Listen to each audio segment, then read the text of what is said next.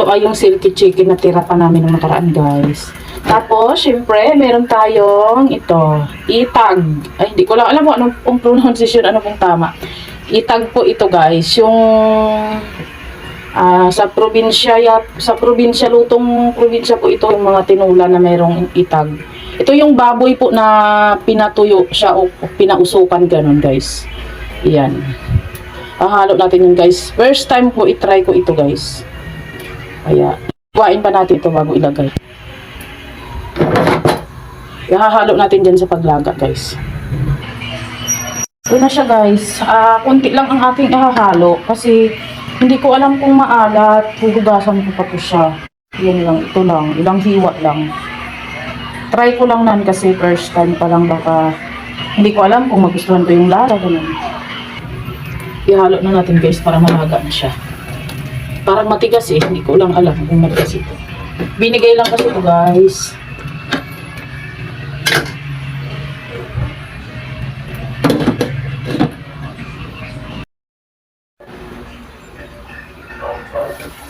Yan, pansin nyo, guys, nag-iba na ang kulay.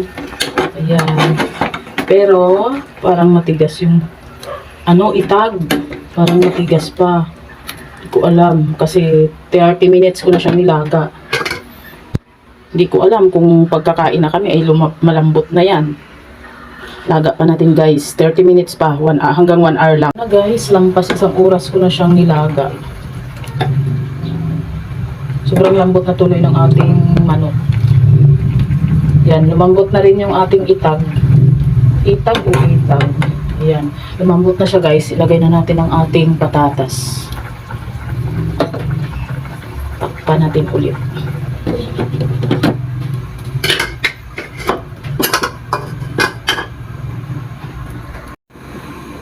Lagyan natin, guys, ng Knorr cubes, kalahati lang. Malambot na ang ating patatas. Ayan. Malambot na siya, guys. Lagyan na natin ng Bagyo Pechay.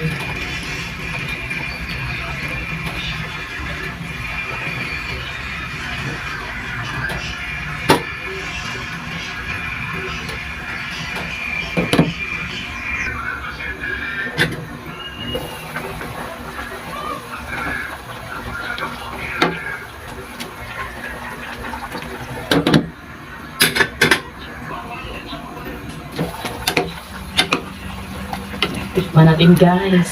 Excited na ako. Perfect, guys. Talagang masarap. Pwede nyo itry. Ayan, luto na ito. Ito yung itag na nilagay ko. Ayan. Kain na, guys. Thank you for watching.